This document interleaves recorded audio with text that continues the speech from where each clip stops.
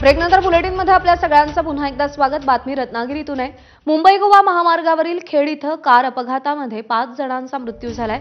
जगबुडी नदीच्या पुलावरून सुमारे 100 फूट खोल ही कार कोसळली आहे। मुंबईतून देवरुखे इथे अंत्यविधीसाठी जात असताना पहाटेच्या वेळी हा अपघात झालाय।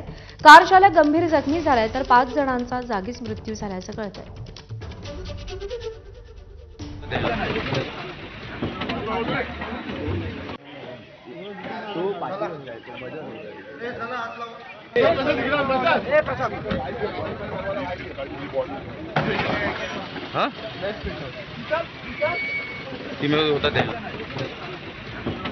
स्वप्नील घाग आपले प्रतिनिधी आपल्याला अधिक अपडेट देतील। स्वप्नील, हा अपघात कसा झाला?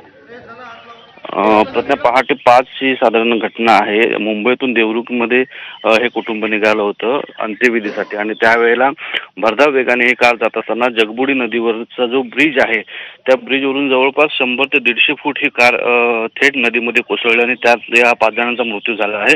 यामध्ये कारचा चालक जो आहे तो अतिशय गंभीर असल्याचं कळतंय आणि त्यासोबत आणखीन एक जो प्रवासी आहे तो जखमी आहे। असं असलं तरी रात्रीच्या वेळेचा हा प्रवास असल्यामुळे, पहाटेचा प्रवास असल्यामुळे भरधाव वेगामध्ये ही कार होती आणि त्या कारवरती नियंत्रण त्या पुलावरती त्यांना मिळवता आलेलं नसल्यामुळे ही कार थेट नदीत कोसळली आणि ही घटना घडल्याचं कळतंय।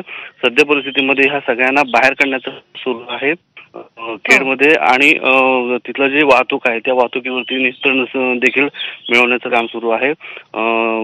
पोलीस प्रशासन त्या ठिकाणी घटनास्थळी दाखल झालंय। ठीक आहे स्वप्नील, धन्यवाद दिलेल्या माहितीसाठी।